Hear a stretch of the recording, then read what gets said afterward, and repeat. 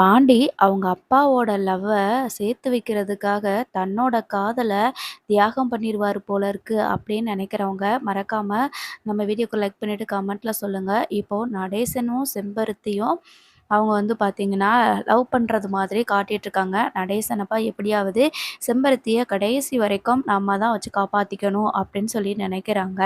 இதனால கண்டிப்பா பாண்டியோட லவ்வுக்கு பிரச்சனை வருமா அப்படின்னு கேட்டா கண்டிப்பா வரும்.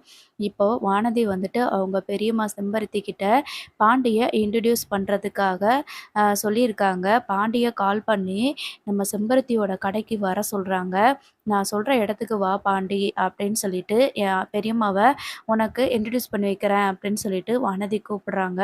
உடனே பாண்டியும் அந்த இடத்துக்கு போறாங்க. அங்க போய் பார்த்தா, அங்க வந்து பார்த்தீங்கன்னா, செம்பருத்தி நின்னுட்டுருக்குறாங்க. இப்போ பாண்டி இருந்துட்டு, "இவுங்க தான் வானதியோட பெரியம்மாவா? ஐய்யய்யோ!